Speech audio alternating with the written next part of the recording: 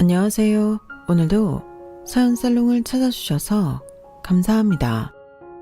저는 부산에 살고 있는 30대 여성입니다.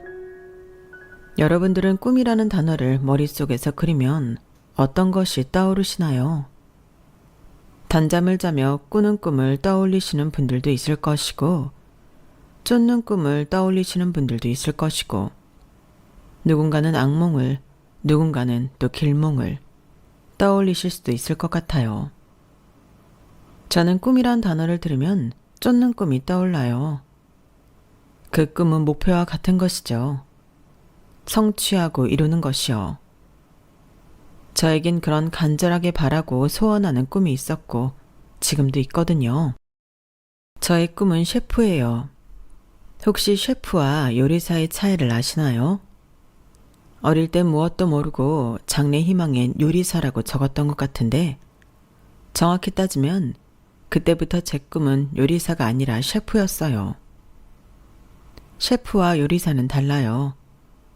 세련됨의 차이가 아니라 하는 기능이랄까요? 전제 조건도 달라요. 셰프는 학위나 훈련을 거친 사람을 말해요.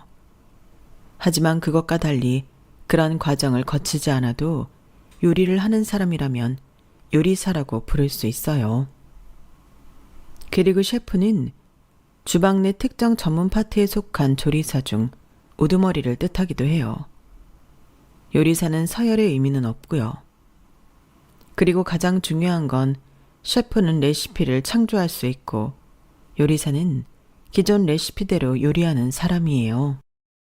그 차이점을 아시겠죠? 사실은 저도 촌스러워서 그런지 몰라도 셰프라는 말에는 괜히 허세가 들어있는 것 같아 저를 요리사라고 칭할 때도 있긴 하지만요. 사실은 이렇게 다르더라고요. 그래서 정확히 말하면 저의 꿈은 셰프가 맞아요. 하지만 여자가 셰프가 되기란 힘들죠. 요즘엔 여력이 되면 배움의 자유라는 게 있기 때문에 배우기는 할 수 있지만 예전에는 여자라는 이유로 배울 수조차 없었어요. 미국에서 가장 권위 있는 요리학교인 CIA는 1946년 여자가 설립했음에도 불구하고 1970년까지 여자는 정식 등록되지 못했죠. 그뿐만이 아니에요. 어디서도 여자인 셰프만 뽑는다는 경우는 없어요. 여자인 셰프도 뽑는다고 하면 감지덕지죠. 보이지 않는 유리천장, 그게 정말 있다니까요. 그런데 이상하지 않아요? 사실상 여자가 요리를 더 많이 하잖아요. 그런데 왜 셰프로서는 인정받기가 이렇게 힘든 걸까요? 웃기게도요. 그들은 주방과 부엌을 분리해서 보더라고요. 여자가 하는 건 부엌, 남자들이 하는 건 주방, 이런 식으로요. 그 사람들은 그렇게 분리하지 않고 자신들의 공간을 부엌이라고 하면 무척 화를 냈어요. 우습죠? 이러니 여자들이 어릴 때부터 엄마를 따라 부엌에서 이것저것 했던 것은, 그러니까 여자들이 요리에 더 친화적인 것은 남성에 비해 특출난 점이 아닌 거예요. 하지만 그런 현실에도 저는 셰프의 꿈을 포기할 수 없었어요. 요리를 하는 일이 너무 즐거웠는걸요. 칼을 잡는 순간 저는 다른 사람으로 돌변했어요. 그리고 레시피를 연구하는 일은 얼마나 재미있고 제가 만든 음식을 즐겁게 먹는 모습은 또 얼마나 보고 싶었는지요. 여기서 저의 오래된 좌우명을 말씀해 드릴게요. 바로 수전척전이에요. 수전척전은 물방울이 모여 돌을 뚫는다는 뜻이에요. 그 뜻을 풀어서 설명하면 꾸준히 노력하면 어떤 일이든 이룰 수 있다는 뜻이죠. 저는 그 말을 가슴에 품고 살았어요. 그리고 남몰래 노력했죠. 그렇게 저는 부산에서 두 가게를 운영하는 사장님이 되었어요. 하나는 초밥집이고요. 다른 하나는 오마카세 집이에요. 입소문을 타서 장사는 잘 되고 있어요. 요즘엔 SNS가 많이 발달되어 있잖아요. 저도 제 나름대로 SNS를 만들어 홍보를 하고 다른 채널에서도 와서 홍보를 해줘요. 그리고 블로거들도 많이 오고요. 그래서 요새는 너무 바빠요. 물론 그 사이에 우여곡절이 없었다면 거짓말이죠. 저는 애초에 요리를 할 수조차 없을 뻔했다가 끝내 전 재산을 털어 꿈을 이루고 나서는 꿈의 뿌리를 송두리째 뽑아버릴 만큼의 큰일이 일어났거든요. 바로 가족 때문에요. 가족이란 게 참 어느 때에는 든든한 울타리였다가 어느 때에는 그 울타리가 족쇄가 되기도 하잖아요. 너무 뜬구름 잡는 이야기인가요? 그럼 이제부터 자세히 말씀드릴게요. 제가 저의 꿈이 셰프라는 말씀은 드렸죠. 저는 어릴 때부터 요리를 하는 것, 음식과 가까웠어요. 저희 어머니가 오랫동안 부산 밀락회센터에서 횟집을 하셨거든요. 어릴 때는 어머니에게서 늘 나는 비린내가 밉고 부끄러웠어요. 그 냄새가 제 옷, 책가방, 제 학용품에도 나는 것 같았거든요. 어머니는 간식을 먹으러 늘 회센터로 하교하라고 했지만 그 말도 듣지 않았어요. 거기서 간식 먹기 싫어. 냄새나. 어머니에게 그런 예의 없는 말도 했었죠. 하지만 그럼에도 회센터에 일주일에 몇 번은 가서 어머니를 기다려야 했어요. 제가 아버지가 안 계시거든요. 아마 제가 4살인가 5살이었을 때 지병으로 돌아가셨어요. 그리고 주변에 친인척도 없다 보니 어머니도 나름 불안하셨겠죠. 그래서 종종 회센터로 가서 어머니를 기다렸어요. 회센터엔 그런 애들이 몇 명 있었어요. 우정의 집 손자, 부자 윗집 아들, 대원상의 딸, 이렇게 말이에요. 어른들은 저희들을 모아놓고 간식을 주고 해수욕장에서 놀다 오게 하고 그랬어요. 처음에는 어색하게 간식만 나눠 먹던 아이들은 이내 친해져서 해수욕장에서 모래성을 만들고 거기에 회센터에서 모은 조개껍질로 꾸미고 술래잡기를 하고 말뚝박기를 하며 놀았죠. 그러면 퇴근을 한 어른들이 아이들이 있는 곳으로 3, 4, 5 모여서 바로 앞 편의점에서 간식을 사주었어요. 여름이면 아이스크림이었고 겨울이면 호빵이었죠. 그걸 먹으면서 집까지 걸어가고 그랬어요. 그러다 보니 회센터는 친구들을 만나는 장소가 되어버렸고 이내 그곳이 부끄럽지 않아졌죠. 그리고 친구들 중에 경원이라고 부자 횟집 아들이 있었는데 그 아들은 제가 그 냄새가 부끄럽다고 하자 혼을 냈어요. 네 어머니가 얼마나 열심히 일을 해서 너한테 이것도 저것도 사주시는 건데 부끄럽다고 하면 되니? 나는 우리 아버지 자랑스러워. 사람들한테 기쁨을 주는 일이니까. 다들 회 받아갈 때 뭐라고 말하는지 알아? 감사합니다. 이래. 그 말이 얼마나 귀한지 넌 모르지? 키만 나보다 크지. 아직 어린애구나. 이런 말 쉽게 들을 수 있는 거 아니야. 그런 것도 모르고. 이거 완전 바보네. 저는 그때 경원이가 달라 보이고 저희 어머니가 하는 일도 달라 보였어요. 회센터는 부끄럽지 않은 곳이 아닌 자랑스러운 곳이 되어버렸죠. 그렇게 되니 하나둘씩 보이더라고요. 어머니가 메고 있는 앞치마가 전장에 나간 사람의 갑옷처럼 보이고 능숙하고 빠르게 회를 치는 모습과 깔끔하게 뒷정리를 하는 모습도 멋있어 보였어요. 그리고 저희 어머니는 손님이 위층으로 올라가면 직원에게 가게를 맡기고 함께 올라가 매운탕이며 각종 요리를 하셨어요. 그때 저는 뒤에 앉아 어머니를 보고 있었는데 어머니가 있는 주방이 반짝반짝해 보였어요. 그리고 민첩하게 움직여 양념을 하고 프라이팬을 돌리는 모습이 가슴이 뻐근해질 정도로 멋있어 보였어요.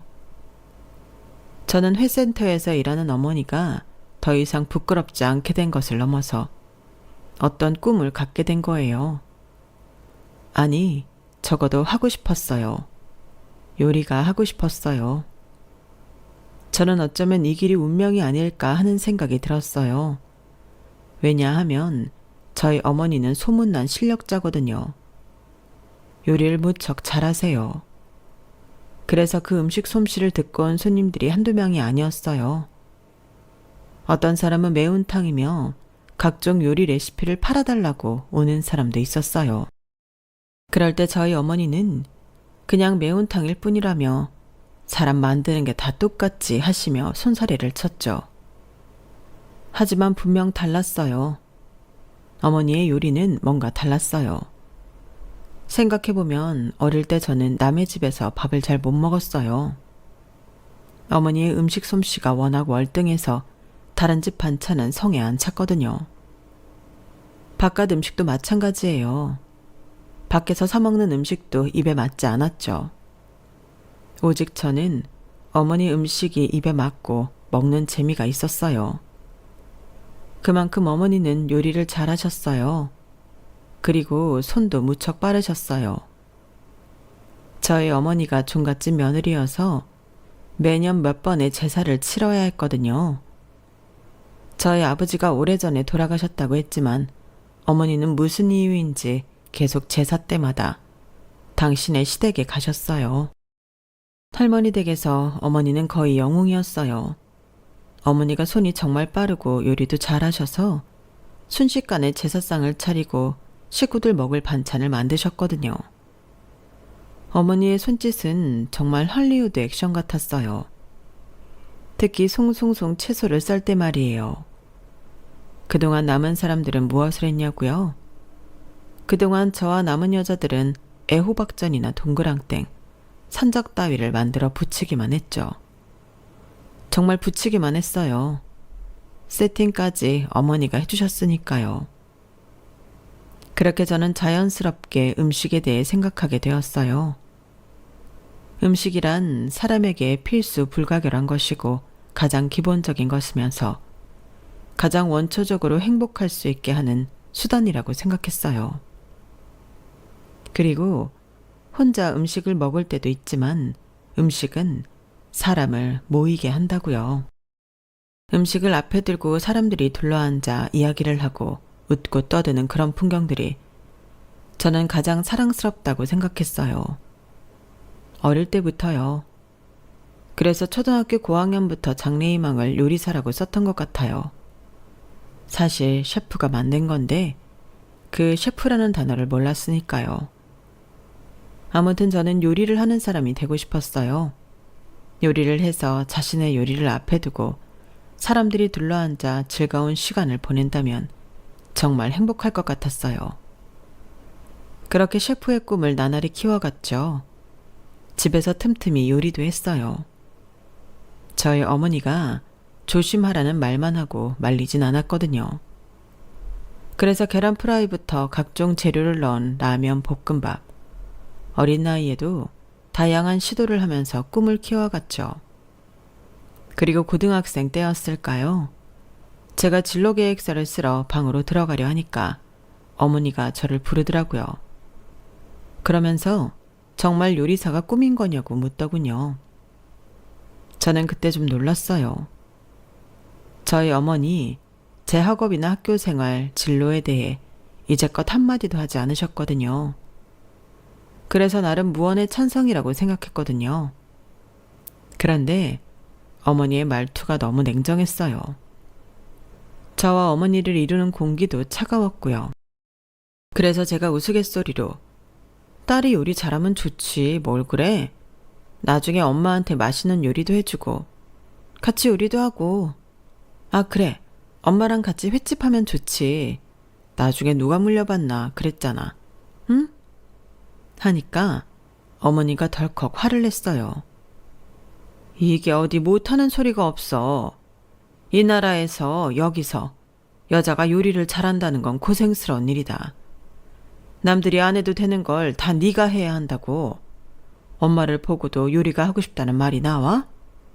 너는 엄마가 얼마나 고생을 하는지 알면서 아니 모르는 거니? 저기 서민이는 화학공학과 간다더라.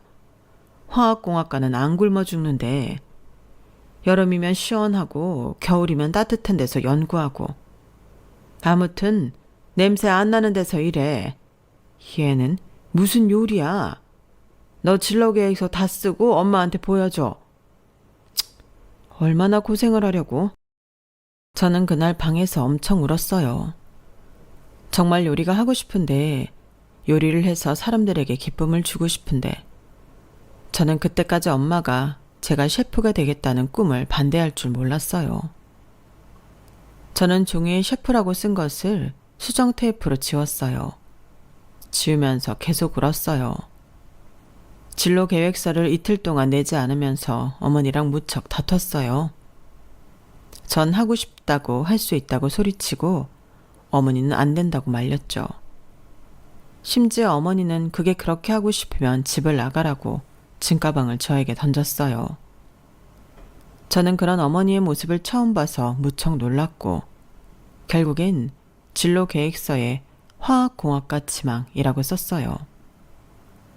단순히 화학공학과 지망이라고 쓴 것에서 알 수 있다시피 저는 그 과에 대해 아는 게 일절 없었어요.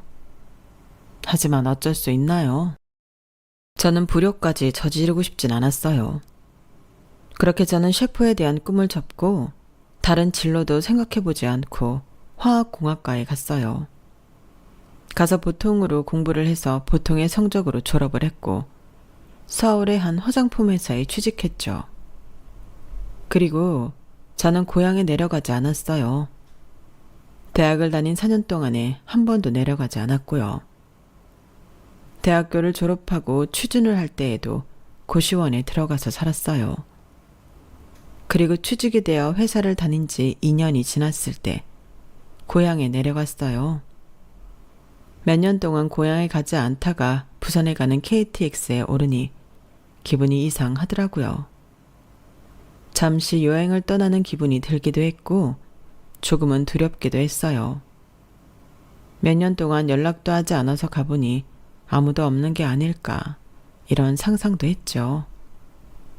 그럼에도 제가 지금 고향에 내려가는 건 어머니에게 남은 응어리가 풀렸다고 생각해서였어요. 이제는 요리를 그만두게 한 어머니를 면전에 봐도 밉지 않을 것 같아서요. 물론 지금도 식당을 찾아가는 일은 즐거워요. 식당에 가서 이것저것 비교해보고 기록을 남기는 일은 아직도 하고 있었죠. 집에서 요리를 하는 일도 여전해요. 새로운 식재료나 요새 유행하는 레시피가 뜨면 실행해보고요. 집에 보통 사람들은 없는 식재료나 향신료도 많죠. 그래서 지인들 사이에선 유명한 미식가예요. 간혹 저에게 식당을 찾거나 레시피를 물어보기도 하죠. 물론 그 지인들은 제가 예전에 셰프를 꿈꿨다는 걸 모르지만요. 그건 아무것도 중요하지 않다고 봐요, 이제는요. 그렇게 부산에 도착했어요. 곧바로 민락동에 가서 회센터로 들어갔죠. 어머니 자리를 찾는 데까진 오래 걸리지 않았어요. 어머니가 저를 보더니 복잡한 표정으로 보더니 결국엔 안아주셨어요. 저는 눈물을 참고 어머니 옆에서 어머니가 끝날 때까지 기다렸죠. 저희 모녀는 오랜 시간 동안 보지 않았던 만큼 오랜 시간을 이야기했어요. 그리고 제가 며칠 휴가를 내고 간 거라서 어머니와 함께 있기 위해 회센터로 출근했어요. 어머니는 그럴 필요가 없다고 말했지만 저는 왠지 어릴 때처럼 가 있고 싶더라고요. 회센터에 가서 얼마나 바뀌었나 이곳저곳 둘러보기도 하고 친했던 이모 삼촌들과도 인사를 나누기도 했어요. 그런데 저기 멀리에 저를 빤히 쳐다보는 남자가 있더라고요. 그래서 뭔가 싶었는데 왼쪽 뺨에 점이 있는 게 경원이었어요. 경원이는 중학생 때 부산에서 이사를 갔어요. 어디로 갔는지는 몰랐어요. 방학 때 간 거여서 제대로 인사도 못하고 헤어졌죠. 그래서 더 못 봤어요. 왼쪽 뺨에 점이 아니었다면 못 알아봤을 거예요. 키도 저와 비슷했는데 훌쩍 컸고 덩치도 웬만한 남자 사이에서도 눈에 띌 것 같았어요. 오랜만이다. 다시 돌아온 거야? 제가 물었어요. 그러자 경원이는 고개를 끄덕였어요. 경원이가 제 소식을 들어서 알고 있대요.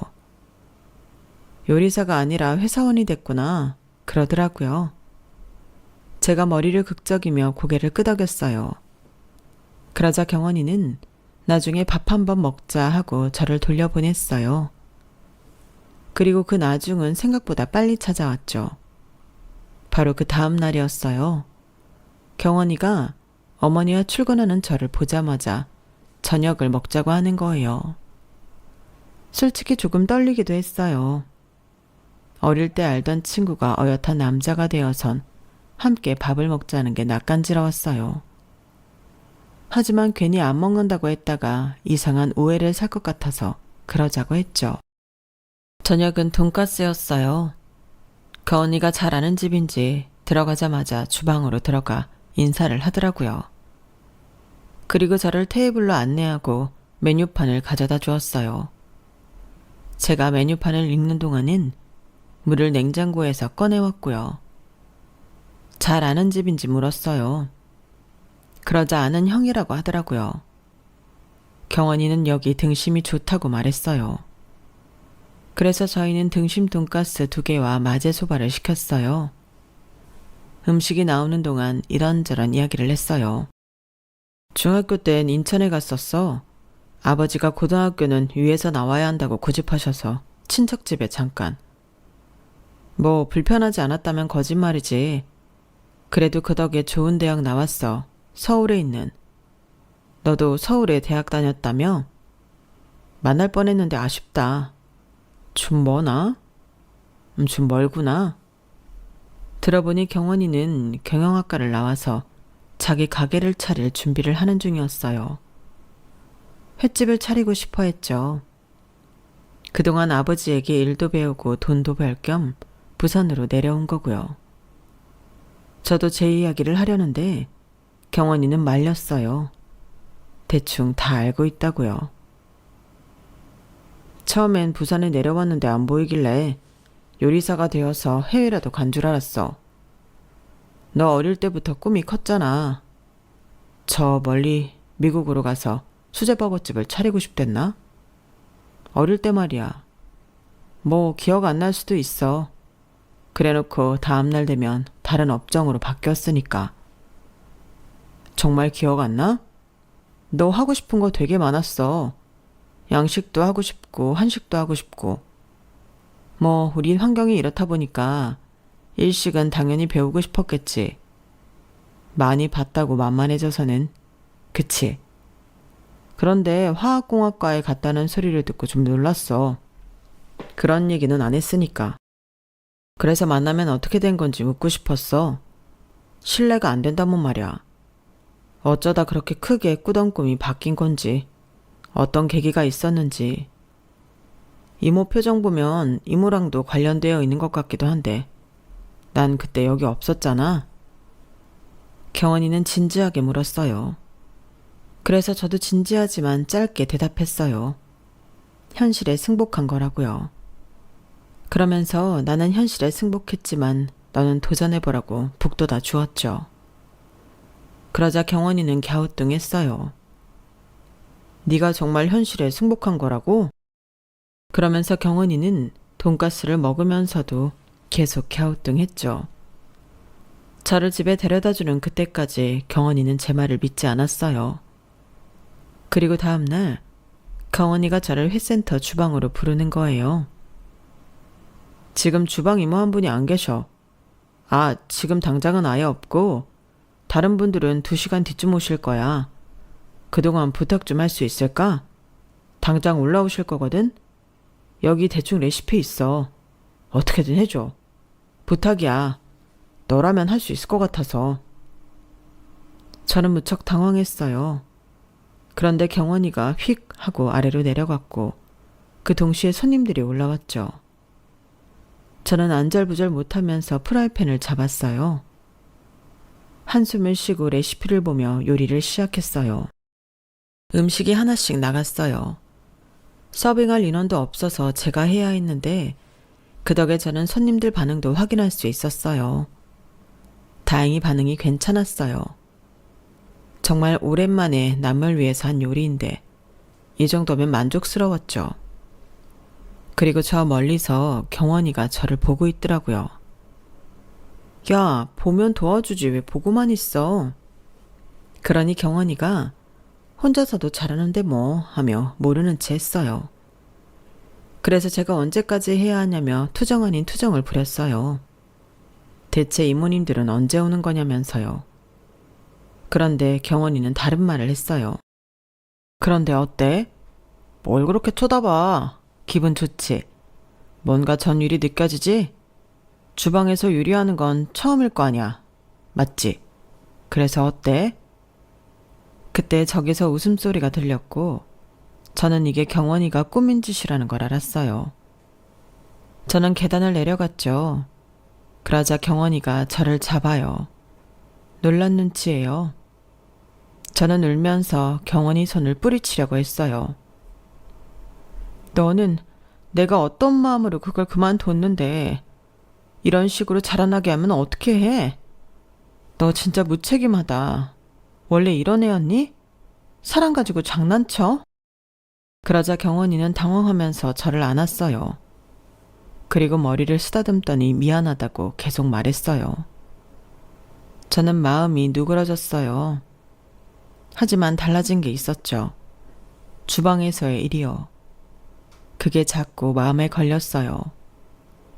저는 서울로 올라가 며칠 일을 했는데 그때도 계속 주방이 머릿속을 떠나지 않았어요. 경원이 말대로 그때 전율이 잊혀지지 않았어요.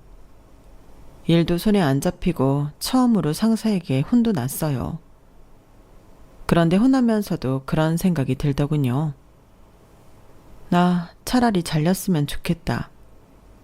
그렇게 1년을 더 다니다가 회사는 그만뒀어요. 도저히 못 다니겠더라고요. 그리고 무작정 부산으로 내려왔죠. 어머니는 무척 놀라셨죠. 잘 다니던 회사를 그만두고 왔으니 말이에요. 그것도 꿈. 셰프라는 꿈을 이루겠다고 하니 얼마나 철없어 보여요. 하지만 전 진심이었어요. 그래서 부산에 내려간 당일에 일식 자격증을 따기 위한 준비를 했어요. 그리고 이미 일식 자격증을 딴 경원이야 더욱 친하게 지내며 많은 것들을 배웠죠. 그렇게 일식 자격증을 따고 주중엔 일식집에서 아르바이트를 하고 주말엔 회센터에서 일을 했어요. 온몸에 생선 비린내가 나는데 씻어도 사라지지 않더라고요. 그런데도 재미있었어요. 뭐 비린내 좀 나면 어떤가요? 제가 즐거운데요. 회사를 다닐 때보다 통장에 찍히는 금액이 터무니없이 적었지만 그것도 나름 버틸만 했어요. 그리고 사랑과 재채기는 숨길 수 없다고 하죠. 저는 제 꿈을 일깨워준 경원이를 좋아하게 되었어요. 저희 구애 끝에 저희는 만나게 되었고 결혼을 하게 되었어요. 결혼을 하고 1년 동안 더 열심히 일을 했고 저희 부부가 십시일반 모은 돈과 저희 어머니께서 도와주셔서 횟집과 초밥집을 열게 되었어요. 횟집은 남편이, 초밥집은 제가 주로 운영했죠. 그리고 몇 달 뒤엔 오마카세 집을 열었어요. 거긴 예약제여서 예약이 있는 날엔 제가 오마카세 가게로 가서 일을 하고 초밥집은 남편이 봤죠. 횟집은 직원이 몇 명 있었거든요. 가게는 잘 되었어요. 남편도 저도 정말 열심히 성실히 일했거든요. 저와 남편은 매일 새벽 시장을 다녀왔어요. 거기서 필요한 것들을 경매받고 사오라고 했죠. 그리고 양심 장사를 했어요. 아무리 일식집이어도 부담스럽게 드시러 오진 않았으면 해서요. 그래서 그런지 입소문을 타고 손님들이 많아지기 시작했어요. SNS로도 유명해졌죠. 그래서 저희 가게별로 SNS를 만들어 운영하기도 했어요. 처음에 걱정하시던 저희 어머니도 그런 모습을 보고 마음을 놓으셨어요. 하지만 문제가 전혀 없었던 것은 아니에요. 제가 시댁 이야기를 좀처럼 하지 않았죠. 왜냐하면 시댁 이야기를 하면 할수록 스트레스만 받기 때문이에요. 저는 결혼 전에는 몰랐는데 양가에서 믿는 종교도 결혼 생활에 크게 영향을 미치더라고요. 저희 시어머니는 샤머니즘을 믿으세요. 그러니까 쉽게 말하면 무당이요. 듣기로는 예전에 시어머니가 크게 아프셨어요. 갑상선암이요. 그때 별의별 종교를 다 믿으셨는데 그 중에 하나가 무당이었어요. 그때 무당이 창문에 흰 종이를 가득 붙이면 병이 낫는다는 둥, 매일 아침 따뜻한 모가차를 마시라는 둥 그랬대요. 그래서 그렇게 했더니 놀랍게 차도가 보이더니 완치하셨다고 해요. 저는 그 말을 듣고 조금 우스웠는데요. 시어머니는 꽃신 무당이라는 그 무당을 그 뒤로 맹신하셨어요. 남편 말에 의하면 남편과 시누이의 대학도 무당의 말대로, 남편은 서울에, 시누이는 대구에 보내고요. 남편은 공군을 지원해서 전역했는데요. 그것도 무당의 말에 따른 거였어요. 그리고 집안에 가구 배치 같은 것들 있잖아요. 소파는 창을 등지고 있어야 하고 TV 위엔 해바라기가 있어야 하며 현관문엔 종을 달아야 한다는 근거 없는 이야기를 시어머니는 무당에게 듣고서 집안 인테리어를 전폭적으로 바꾸었어요. 그리고 저희 시댁이 최근에 이사를 했는데요. 시어머니가 이사할 동네며 아파트 층수까지 무당에게 모두 점지받아 오셨더라고요. 그래서 시댁 식구들은 그 아파트의 그 층수가 나올 때까지 무기한 대기를 하고 있었어요. 그리고 이후엔 아시겠지만 다시 무당에게 인테리어를 점지받아서 그대로 인테리어를 하셨죠. 저는 저희 시댁에 가면 곳곳에 보이는 방울들이 너무 무서워요. 그것만 있게요. 의미를 알 수 없는 그림이며 부적들. 정말 기분이 이상하다니까요. 그리고 그건 저희 부부가 결혼할 때에도 마찬가지였어요. 시어머니는 저를 처음 보았을 때 이름이 수혜라는 말을 듣자마자 이 말을 짚으며 한숨을 쉬셨어요. 꽃이나 씨 말이 맞네. 너희들은 안 된다. 상극이란 말이야. 이 아가씨 사주에 물이 너무 많고 너한테는 흙만 있으니 진흙탕 속이지. 진흙에선 숨도 못 쉰다. 아가씨를 위해서라도 이 결혼은 안 돼. 아니면 이름이라도 바꾸든지. 하지만 그럼에도 저희는 결혼을 밀어붙였죠. 시아버지도 저희 어머니도 시어머니의 말을 신뢰하지 않았거든요. 골머리를 앓는 건 시어머니 뿐이었어요. 아니죠. 저도 있었어요. 시아버지나 남편은 이런 시어머니의 모습을 자주 보아서 무시할 수 있었겠지만 저는 아니었어요. 저는 하나하나 다 들어드려야 했죠. 저희가 결혼을 예정에 앞둔 날짜는 봄이었는데요. 운이 좋게 5월에 결혼을 할 수 있었어요. 그런데 저희 시어머니가 안 된다고 하시는 거예요. 5월은 안 된다. 너희는 무조건 여름에 결혼해야 해. 여름에 결혼해야 아들도 낳고 잘 산다더라. 그리고 여름이면 얼마나 좋니? 햇살도 좋고. 안 그래? 더위는 무슨? 에어컨 다 틀어주는데 무슨 더위야. 그리고 웨딩홀은 거기 말고 30분 떨어진 거기 알지? 지금 그 30분 거리가 중요한 게 아니야. 너희는 무조건 내륙에서 결혼해야 해. 내가 말했지. 네 사주에 물이 많다고. 그러니까 내륙에서 내륙의 길을 받아야 잘 사는 거야. 그리고 이거 줄 테니 웨딩드레스 입을 때 등에 붙이고 하나는 구두에 넣어라. 그리고 결혼식 당일이 되어 웨딩홀에 가보니 직원과 시어머니가 신랑 일을 하고 있는 거예요. 자세히 보니 시어머니가 화분 사이사이에 방울을 넣고 계셨어요. 저는 참다 못해 한마디 하려다 결혼식이니 그것도 제 결혼식이니 직원에게 그냥 두라고 했네요. 그렇게 웬만한 건 저드렸어요. 저희 신혼집 온 모서리에 소금을 뿌리고 팥을 뿌리고 현관문에 방울을 달고 그런 것도 웬만해선 참아드렸어요. 하지만 저희 부부가 사업을 하는 부분에선 제가 차마 시어머니의 요구를 들어드릴 수 없었죠.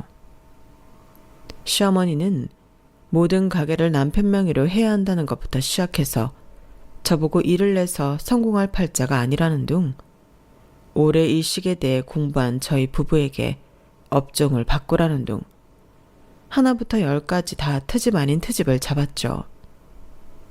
특히나 저에겐 너는 물이 많은 사주인데 자꾸 물을 만지면 결국엔 익사에 죽는다 라고 하셨어요. 하지만 그런다고 그만둘 제가 아니죠. 어떻게 여기까지 왔는데요. 추전척전 전 끝까지 밀고 갔어요. 그렇게 횟집 초밥집을 열어 장사를 했어요. 그런데 처음에는 아무래도 선호도가 높아서 횟집보다 초밥집이 더 잘 되었거든요. 하지만 그 추세를 가지고 남편이 저를 질투하거나 그러지 않았어요. 왜냐하면 그럼에도 장사가 꽤 되었으니까요. 상대적으로 제가 월등히 장사가 잘 되었을 뿐이죠. 그런데 시어머니는 그것도 보기 싫으셨는지 빈개지신이란 말도 모르냐며 여자는 집에서 살림이나 하며 남편 내조해야 한다고 늘 말했어요. 너 요새 집에도 늦게 들어온다며? 어제는 몇 시에 들어왔니? 뭐? 대체 세상이 어떻게 돌아가려고? 어디 봐봐라. 여자가 나대서 잘 굴러가는 집안 있나? 아마 아무도 없을걸? 암탉이 울면 집안이 망하는 법이야.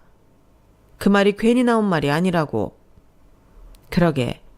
내 말 듣고 내 아들 명의로 장사하고 복 들어오는 대로 꾸며놨으면 됐을 것을. 이게 뭐니? 내 아들 복 네가 다 끌고 간 거란다. 그래서 횟집에 사람이 없는 거야. 엊그제 내 손님들이 횟집에 갔는데 횟집이 텅텅 비어서 내가 얼마나 창피했다고. 이게 다 너 때문이라고. 거기다 저희 부부가 바빠서 그런지 아이가 안 생겼는데요. 그것도 시어머니는 제 탓을 하더라고요. 제가 밖에서 일을 하니까 동자님이 아이를 안 주시는 거라고요. 그래서 자꾸 일을 그만두라고 하셨어요. 하지만 그럴 수 있나요? 시어머니의 말을 듣고 흘렸어요. 그런데 어느 날부터 시어머니는 저에게 그런 이야기를 안 하시더라고요. 바로 타깃이 바뀐 거예요. 바로 제 초밥집에서 일하는 시누이로요. 저희 남편에게는 4살 어린 시누이가 있어요. 시누이는 대구에 있는 대학교에서 과학교육학과를 나와 현재까지 무직이에요. 결혼을 하고 본 시누이는 별다른 취업 준비 활동을 하고 있는 것 같지 않았어요. 매일 집에서 놀고 있었죠. 꼭 집에서 키우는 말티즈 같았어요. 사람이 오면 꼬리를 흔들고 반기지만 제 성질은 못 죽이고 손님이 오면 왈왈 지더대는 말티즈 말이에요. 그런 시누이는 시어머니의 압박으로 제 초밥집에서 일을 시작했는데요. 처음엔 시누이도 저도 불편했어요. 시누이는 가게에서 온갖 하긴 싫은 티를 냈고 저는 그 모습이 거슬렸죠. 솔직히 맞잖아요. 요즘 세상에 일할 때가 있는 게 감사한 거지. 저는 시누이가 복에 겨웠다고 생각했어요. 시누이는 이제껏 시어머니가 주는 저희 남편이 주는 용돈으로 생활했거든요. 아무래도 그 삶이 더 좋았겠죠. 그래서 자주 저와 점심을 먹으며 싹싹 빌었어요. 언니, 저 일도 못하는데 그냥 자르면 안 돼요? 언니, 엄마한테 안 혼나게 내가 밑밥 잘 깔 테니까 그러니까 나 좀 잘라주면 안 돼요? 아니면 차라리 오빠랑 일하게 해줘요. 거기가 더 힘들고 고된 거 알아요. 그래도 전 거기가 좋아요. 네? 저는 시누이가 왜 그런 말을 하는 줄 알 것 같기도 했어요. 시누이는 가족들 중에 오빠, 저희 남편을 가장 잘 따랐거든요. 4살이라는 많으면 많은 나이 차이 때문에 흡사 아빠와 딸 같기도 했어요. 그런데 밖에선 자주 커플 같다는 소리를 듣더라고요. 가끔 저희 셋이 나서면 전 친구고 남편과 시누이를 커플로 혹은 부부로 보곤 했어요. 함께 패키지 여행을 갔을 때도 마찬가지고요. 저희가 남편의 권유라고 할까요? 남편이 시누이를 참 많이 걱정해서 식사며 여행이며 셋이 자주 했거든요. 저는 외동이라 형제 간의 정을 잘 모르는데 좋아 보였어요. 물론 나이든 저희 남편과 커플로 자주 엮이는 게 시누이는 불편할 수도 있잖아요. 그래서 간혹 애인이 있냐고 물어보긴 했죠. 그런데 그럴 때마다 자기는 필요 없대요. 그리고 생각해보니 시누이가 연애하는 걸 단 한 번도 본 적이 없더라고요. 이제 나이도 30이 넘었는데 직장도 없을 뿐더러 연애도 안 하니 이렇게 살게 내버려둬도 되나 싶었어요. 그리고 시어머니도 그렇게 생각하셨나 봐요. 시어머니는 언제부터인가 시누이에게 연애해라 결혼해라 하시더니 결국엔 꽃신무당에게 점을 봤다는 거예요. 꽃신마님이 너 내년 안에 결혼해야 한대. 지금이라도 빨리 준비를 해야 한다네. 그리고 너 한의사랑 결혼해야 오래 살고 좋대. 한의사 얼마나 좋아?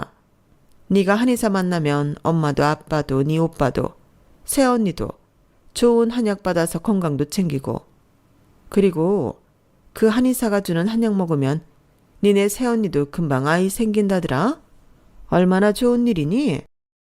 그러니까 엄마가 챙겨주는 보약 꼬박꼬박 먹고 이거 네 방에 붙여놓을 테니까 절대 떼지 말고 떨어지면 엄마한테 말해.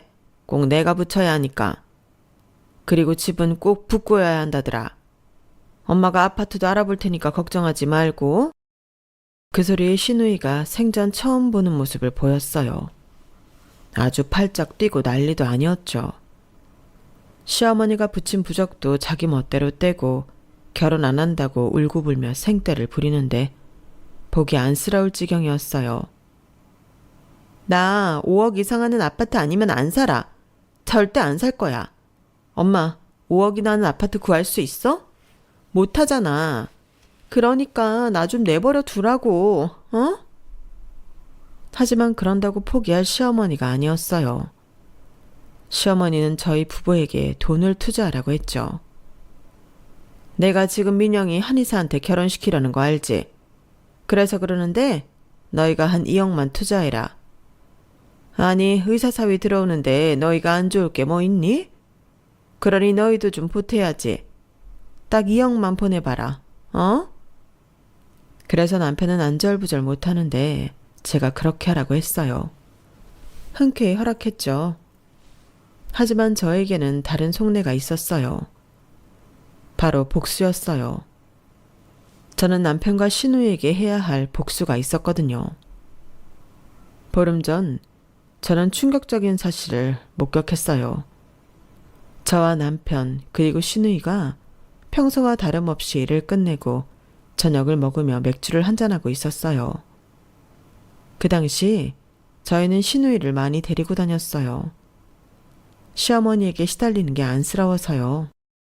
그런데 마시다 보니 맥주가 동이 나서 제가 사온다고 잠깐 나갔다가 들어왔거든요. 생각보다 빨리 들어왔어요.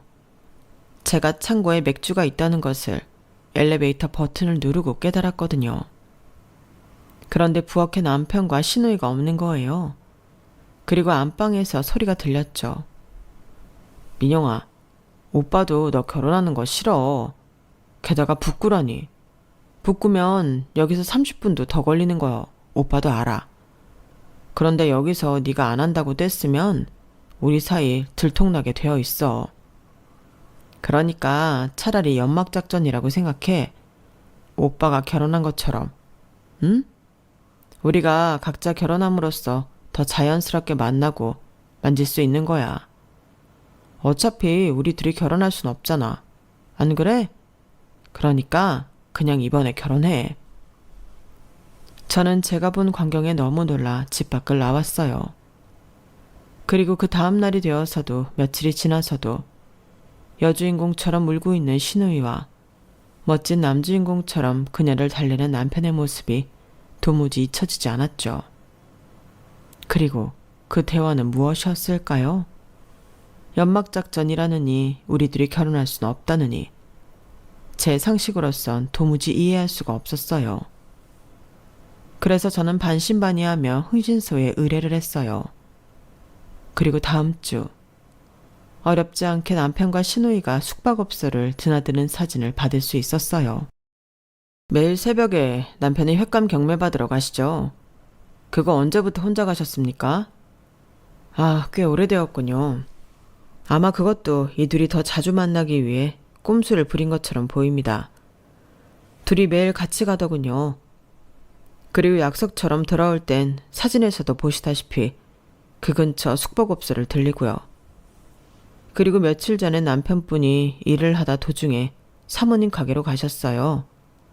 사모님 모르게 둘이 차에서 만나 이야기하다 돌아가더군요. 이런 사연이 자주 있진 않지만 종종 있습니다. 아무래도 호적으로만 엮인 관계니까요. 그러니 아주 오랫동안 이런 관계를 맺은 걸로 보여요. 모르셨습니까? 재혼 가정이던데요. 남편분이 중학생 때 재혼하셨던데요. 이 둘 유전적으론 완전 남남입니다.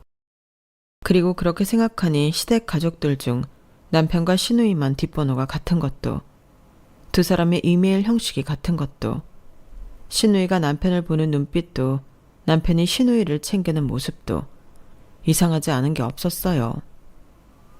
저는 남편의 횟집에 가서 남편이 없는 틈을 타 남편의 휴대폰을 뒤졌어요. SNS부터 채팅 어플까지 모두 봤어요. 아무 흔적이 없더군요. 그런데 그 순간 유행이 지난 채팅 어플 알림이 떴어요. 들어가 보니 방금 시누이가 메시지를 보낸 거였어요. 저는 헛웃음이 나왔어요. 이 인간들이 남매라는 이름을 앞세워 할지 못할지를 다 아는구나 싶었죠. 저는 당장 그 메시지 기록들 중 시어머니가 보면 혈압이 오를 만한 것들을 골라 사진을 찍어두었어요.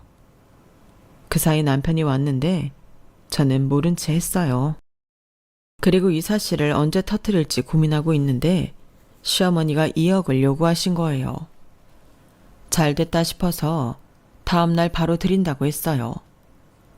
그렇게 저와 남편 시누이가 시어머니를 찾아갔죠. 저는 준비한 봉투를 시어머니에게 건넸어요. 시어머니가 신나서 봉투를 여시더니 하나 둘 확인하고 제 얼굴을 보셨어요. 네가 어떻게? 그래요. 시어머니도 이 남매의 횡포를 알고 있었던 거예요. 차마 밝힐 수 없어 묻으려고 애쓰셨던 거예요. 그리고 시어머니 손에서 봉투에 든 것들이 떨어졌어요. 제가 찍어둔 남편과 시누이의 채팅 대화, 남편과 시누이가 숙박업소에 들어가는 사진, 다정하게 길을 걷는 사진, 스킨십을 하는 사진, 그리고 마지막엔 이혼 소장까지요. 남편이 놀라 저를 보더라고요. 그리고 시아버지는 처음 안 사실인지 뒷목을 잡고 쓰러지시고요. 시누이는 안절부절 못하더라고요. 어머니께서는 끝까지 숨기고 싶었던 것 같지만 제가 알게 된 이상 저는 이렇게 못 살아요. 이혼하겠습니다. 아니, 소송하겠습니다. 제가 억울해서 이렇게는 못 물러나고요. 꼭 소송해서 넉넉하게 돈 받아가겠습니다. 그리고 이댁 남편, 이댁 따님 얼굴에 먹칠 남기겠습니다. 제대로 사랑구실 못하게 할 거라고요. 어머니가 말씀하셨죠? 저랑 남편 상극이라고. 결혼하면 진흙탕 속일 거라고. 그렇게 아들 걱정만 하셨죠. 그런데 어떡해요? 그 진흙탕 속에서 죽을 뻔한 건 저인데요. 그 진흙탕에서 숨을 못 쉰 건 저인데요. 무당이 그렇게 말 안 하던가요? 그리고 남편이 제 바지가랑이를 잡더라고요. 울면서 잘못했다고 사과하고 시누이를 끌고 와 당장 사과하라고 윽박지르는데 그것도 다 저에게 늘 그랬던 것처럼 거짓 같았어요.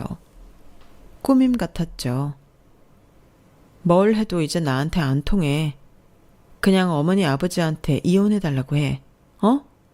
그래서 둘이 결혼해서 알콩달콩 잘 살아. 대신 소송은 취하 안 해줄 거야. 내가 반드시 이겨서 너희 두 눈에 피눈물 나게 할 거야. 알아들어? 무릎 꿇고 싹싹 빌어도 어쩔 수 없어. 소송 준비 잘해. 그렇게 전 남편을 앞세워 상간녀 소송을 했고 승소했어요. 남편은 그 덕에 횟집도 저한테 넘기고 위자료도 줘야 했죠. 그리고 저는 위자료로 받은 돈과 새 가게를 판 돈으로 잠적하고 싶었어요. 아무래도 그런 일을 겪다 보니 세상에 환멸이 났거든요. 그런데 어머니가 그런 말씀을 하시더라고요. 그렇게 쉽게 꺾일 꿈이어서 추전척전 노력했냐고요. 당연히 아니죠. 그래서 일어났어요. 결국 저는 횟집을 팔고 받은 돈과 위자료로 받은 돈으로 제 가게를 완전히 사버렸어요. 그리고 처음처럼 열심히 가게를 운영했죠. 안정적인 상태에서 또 다른 발전적인 상상을 하기도 했고요. 게다가 평생 가게세에 얽매여서 살 것 같았는데 가게세에서 해방된 게 소상공인에게 얼마나 큰 일이에요. 저는 좋게 생각하려고 노력 중이에요. 그리고 시아버지와 시어머니는 이혼하셨어요. 합의 이혼하셨고 시어머니는 원래 사시던 서울로 시누이와 함께 올라가셨어요. 남편은 시아버지와 여전히 부산에 있고요. 시누이에겐 잘된 일이죠. 저희 동네에선 남편과 시누이에 대한 소문이 쫙 퍼졌거든요. 저희 어머니 말에 의하면 시아버지도 곧 회센터를 나가실 것 같대요. 그리고 그 사실은 남편을 오래 봐온 친구들에게도 알려져서 남편은 지금 외톨이 신세가 되었어요.